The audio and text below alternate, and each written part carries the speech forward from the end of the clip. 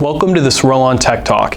I'm Jacob Rinda, and today we'll be looking at Rollon's telescoping linear slides and comparing two of our most popular types.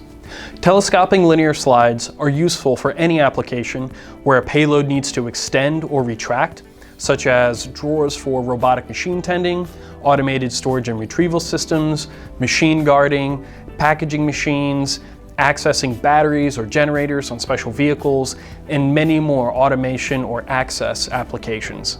Rollon offers three heavy-duty telescoping rail series. Hegra Rail excels in applications that move heavy loads, even up to thousands of kilograms. They feature various snap and locking functions, like locking at full extension or when closed, reinforceable end stops, and are available in stainless steel. Telerace guides are built around cylindrical rolling elements in their sliders to enable use in vertical orientations, and they are excellent for high contamination environments.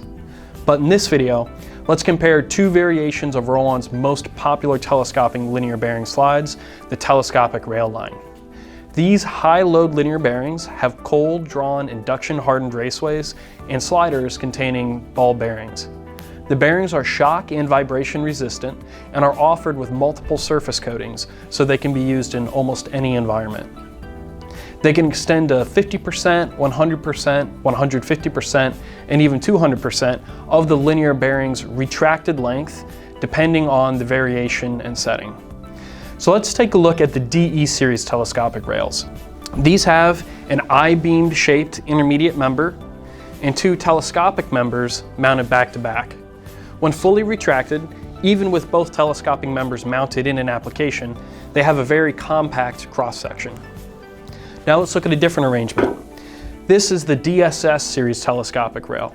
This features an S-shaped intermediate member and two telescopic members mounted back to back, but with a lateral offset. So these telescopic linear bearings have an overall cross-section that's a bit narrower, but twice as tall as a comparable DE series linear guide.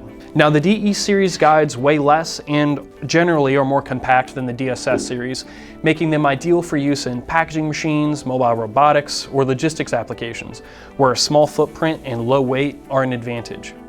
In addition, some DE series rails offer extensions to 100% or 200% of base length, and some models feature driving discs to ensure coordinated motion of all three members.